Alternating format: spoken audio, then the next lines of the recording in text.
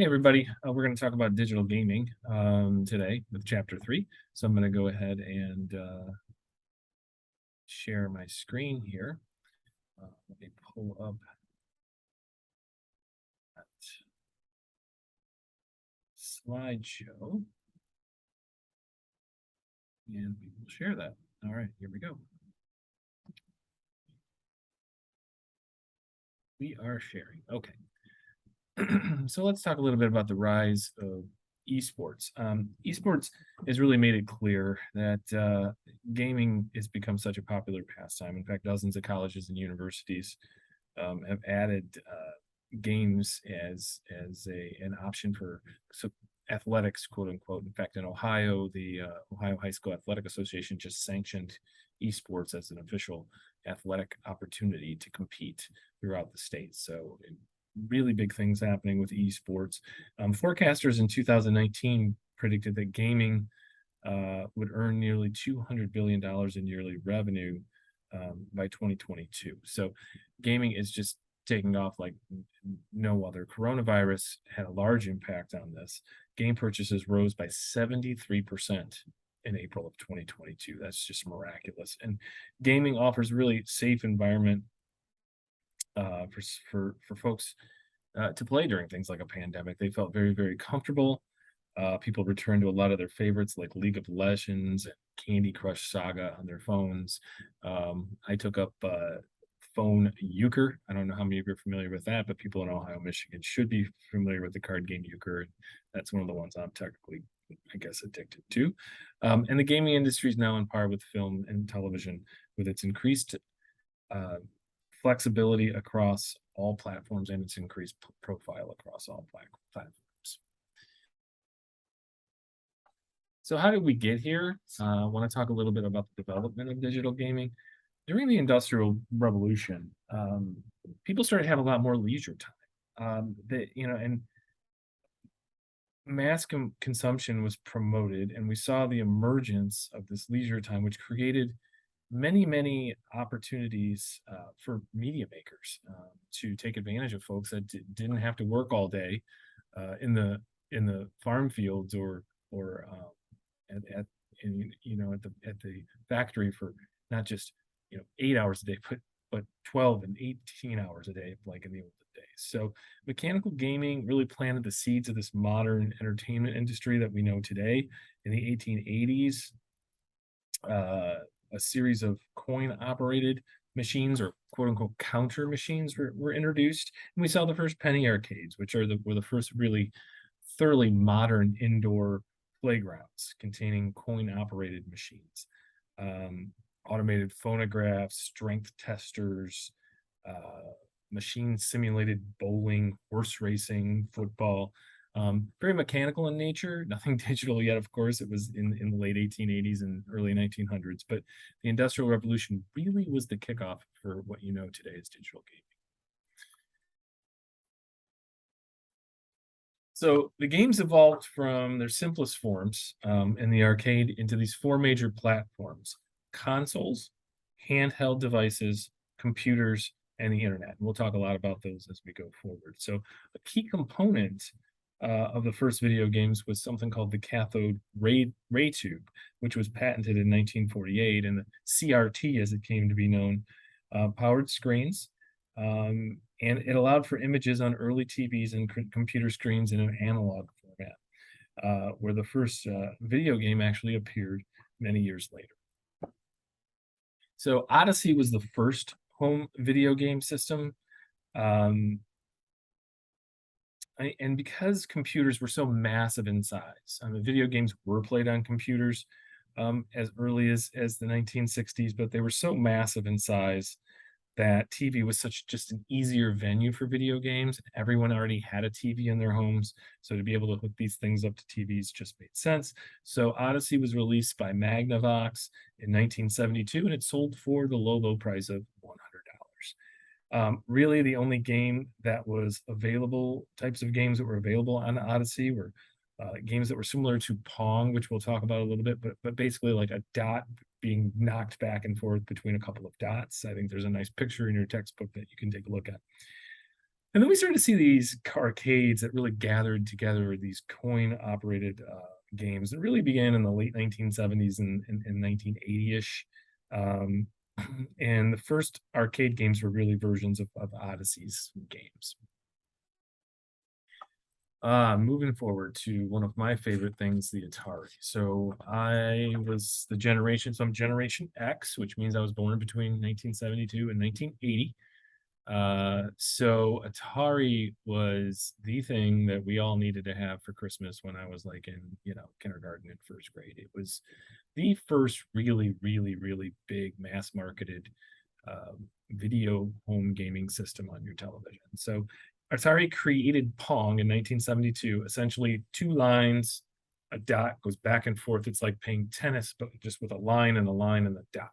And you can download this game on your phone. It's actually pretty fun to play on your phone and pretty challenging as well as that dot starts to move faster and faster and anticipating where it's going to go. Pong was the first video game that was popular, really popular in arcades, and a home version was marketed through a deal with Sears department store in 1975. In 1977, the creator of Atari, Nolan Bushnell, sold the Atari company to Warner Communications for $28 million, which was huge in those days. Atari actually ended up folding in 1984, but it was so successful and many people followed its lead. So really Atari, the games were okay. The sports games were okay. Nothing like you would know today, but they had baseball, which would have a pitcher and like an outfielder. It wouldn't, and they were like the people look that you couldn't really make them out as people, but they were sort of blobs that looked like people. But very, very huge. Space Invaders, Pac-Man, all these games you could play on Atari. A huge, huge run from 1977 to 1984. Played on a console, which are devices that people use specifically to play video games. And the higher the bit rating of a console, the more sophisticated the graphics. So the earliest consoles were the Atari 2600 in 1977. Everybody I know had one of those because, I'm born in 1972. The Nintendo Entertainment System came about in 1983. And when you look at these years, 1983 might have been when the Nintendo Entertainment System came out, but really when it blew up like crazy was 85, 86. So I was about in eighth grade at that time. And then Sega Genesis in 1989, which Sega really basically defined by high school years, NHL 90, 89 and 90 hockey, and eventually in college, NHL 94 hockey was a mainstay in every college dorm. Very, very much better graphics.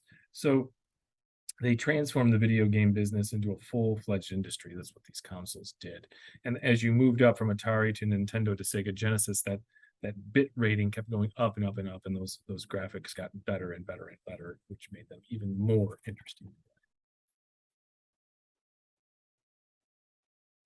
So major home console makers, Nintendo, which so home consoles, devices used to specifically play video games. They really did put video games on the map and make them a mass medium. So the major console makers, Nintendo was the first console. That was in 1977. And they also released Donkey Kong in 81. So by 1985, it came to the US with the NES console, bundled with Super Mario Brothers, and Mario and Luigi from Super Mario Brothers really became household names. The Wii came out in 2006. It was the first with wireless sensing controllers, so you could play golf, you could throw a pitch by holding the controller in your hand for baseball. And then the Switch in 2017. My son owns a Switch. Actually bought and paid for it himself. Pretty impressive for a 12-year-old at that time. Or well, actually, at that when he bought it, he was 12, but that would have been 2020. So, so the Switch allowed you to both play that remotely and play that on the console. And then 1989, Sony, well, actually in 1989, Sega came out. That's not listed up on your screen. It was the first 16-bit console. So when I talked about NHL hockey, 1989, 1990 through like 1994, these are when the graphics really started to change. So college football games and NFL games and all these other games that people would play. I focus on the sports. They were my favorite ones. These graphics compared to the 70s and the 80s to the end of the 80s and the 90s were so much better when the 16-bit came out. So PlayStation comes out in 94. I think by the time I could actually afford a PlayStation, was more like, 1998, but it was a 32-bit, and it doubled what Sega could do. And then the PS3, PS4 came out 2013. It's the best selling, and topped the Nintendo Switch and the Xbox. Microsoft had the Xbox Series, started in 2001. It was the first with a built-in hard drive, so that you could save games and could uh, download games, etc. eventually when we got to that point. But it had a built-in hard drive, so it wasn't relying totally on that cartridge or that CD. And it was the first Connect to online services. So first with Dolby Digital Sound for cinematic experience. So a lot to be said about these consoles.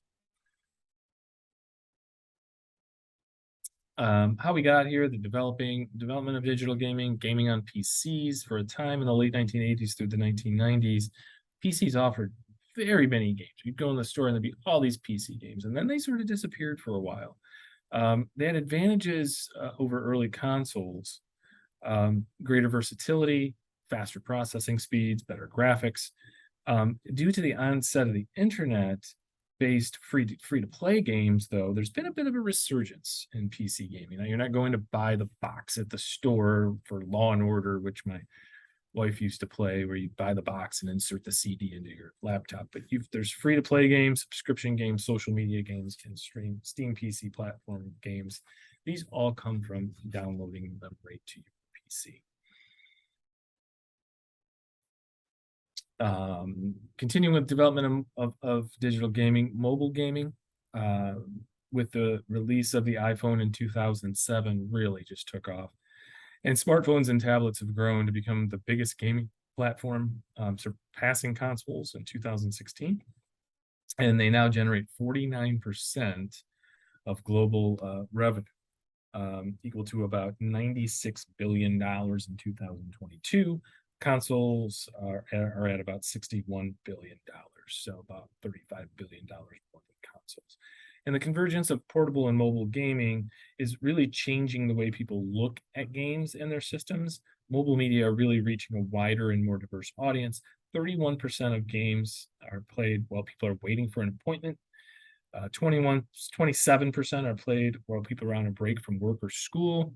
And so you see that people are really using them in these moments when I guess they have time on their hands, as opposed to reading a magazine or something like that, or actually engaging with other people, but sometimes they're engaging with people. And digital games inhabit so many playing platforms and devices and cover so many genres that they're really not easy to categorize. And video game industries, the industry organizes games by gameplay, which is the way in which the rules structure how players interact with the game, rather than by a sort of visual or narrative style. Connectivity of the internet has really opened the door to gaming. MMORPGs, or more big G's, I don't know how you pronounce that, but let's just go with the abbreviation, MMORPGs, right? Massively multiplayer online role-playing games. And what are these? These are games that are set in virtual worlds, and they require users to play through an avatar of their own design. MOBAs are multiplayer online battle arenas, and these are games in which a team of up to 5 players aim to destroy an opposing team's structure. Both MMORGs and MOBAs can have hundreds of thousands of players active. For example, Fortnite actually fits into the MOBAs category. You're not designing your own avatar, you're picking an avatar, and you also can only, I guess, because I watch my son, I've tried to play Fortnite. I'll be honest, I stink at it. It was really, really hard. I don't know how he does it. But I guess your teams can only be up to 5. I will rely on the textbook for that. I might ask my son when I get home tonight, but that's what the textbook said. So we'll go with it. And then we have this children's online gaming market, which spotlights different types of virtual worlds and age-appropriate environments for virtual socializing. All right, continuing with the game environment. Talk a little bit about virtual communities. These form around online video games. There's PUGs, which are pickup groups. These are temporary teams assembled by matchmaking programs. And then we have guilds or clans, and these are groups that are actually organized by the players themselves. And players can take on the digital form of avatars. These can be from a player's earthly identity in terms of gender, race, sexuality, human, non-human, animal status. There have been some questions about the diversity of avatars and the possibility of what avatars you can have in some digital games. The many games offer you also the opportunity to create your avatar's appearance. I know that I've played a lot of sports games, so that's where I tend to go. I apologize, but with building a dynasty for Ohio State football, or for actually that game is coming back. There's some issues, but it was up until the mid-teens you could get that. I do recall, I could make the guy's hair blonde. I could give myself a beard. I could do all kinds of different things. So that's that. All right. So moving on, continuing with communities of play. So when we talk about communities of play, digital games have really fostered, in addition to communities within games, communities outside the game. And there's an assignment that you'll be doing in this module where we focus in on that. It will require a little bit additional reading about whether something is communities of play inside or outside the game.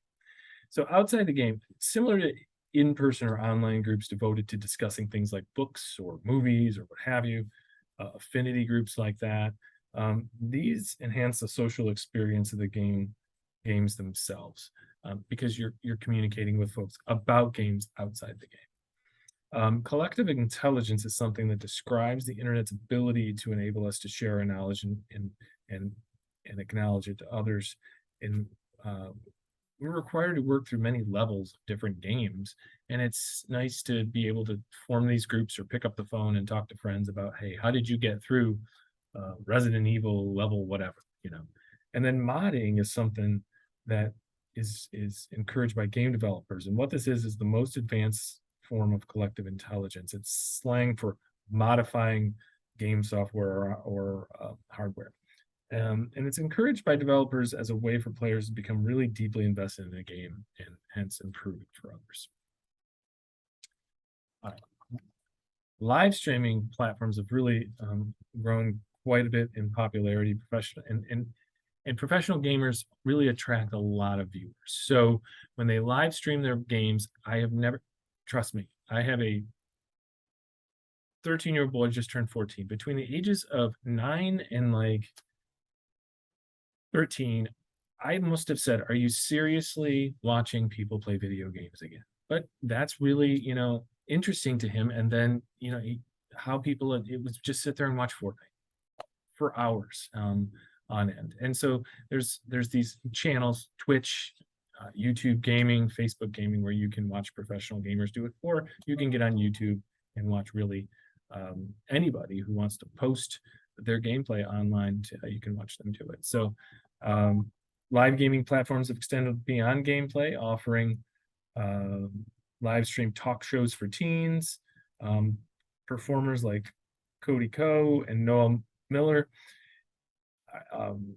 are live streaming comedy about video games, and there are also news events.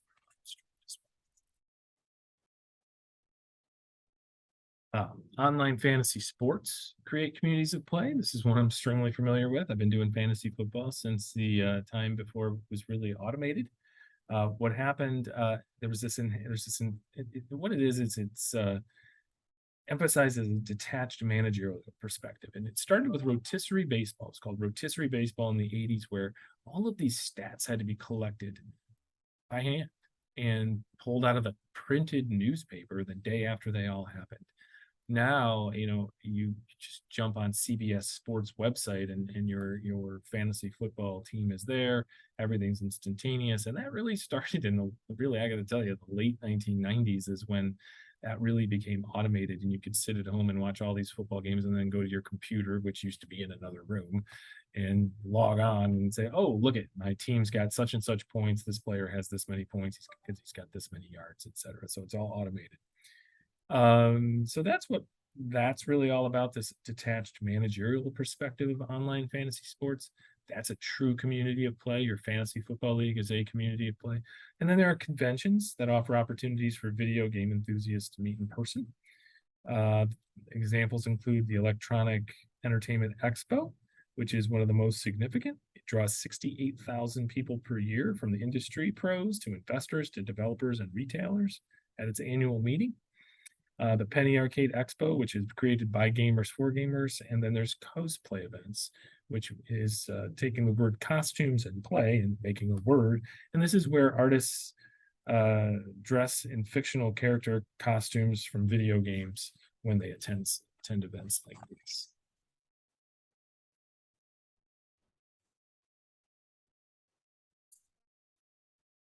Digital games have really had this pronounced effect on media culture, and digital gaming and society, like other media, games are of social concern.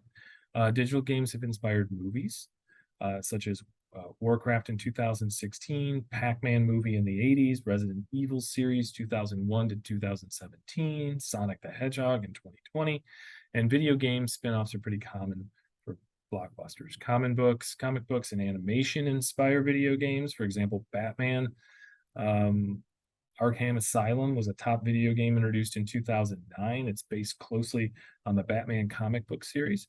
Digital gaming's really sparked controversy as well.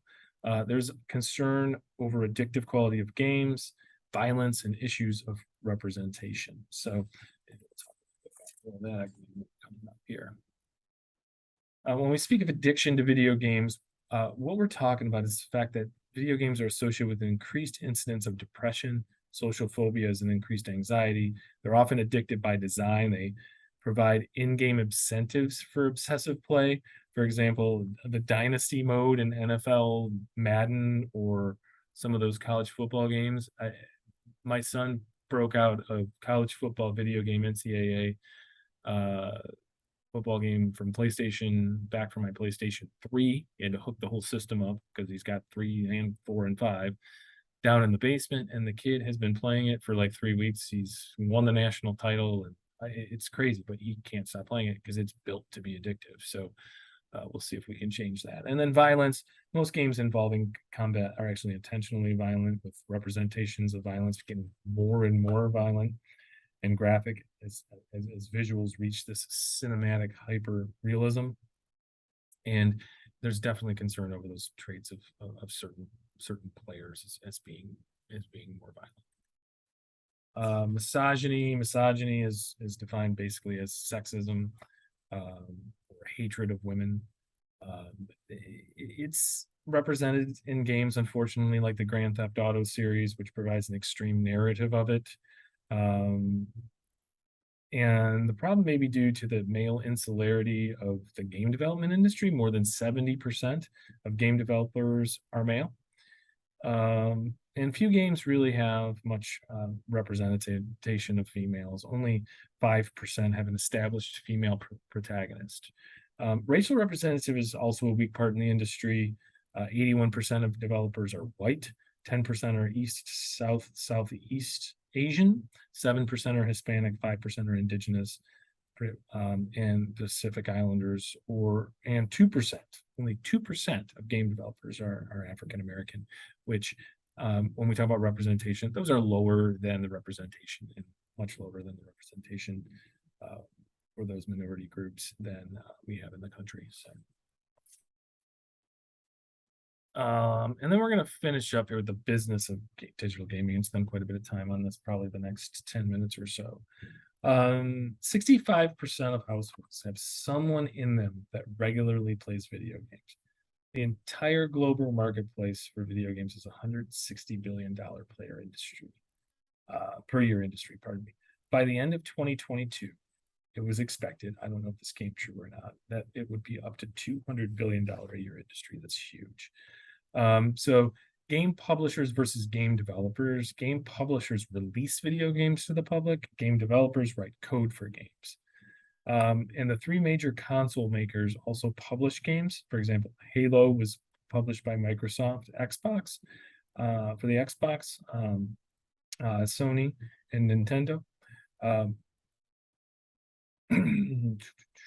Oh, I misspoke there. Halo was was produced by Xbox. The other ones are Sony and Nintendo. My bad there.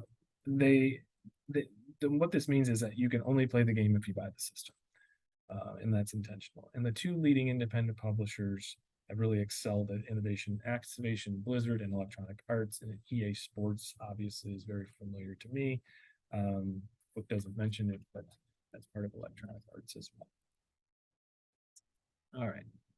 So development, is the largest part of money spent.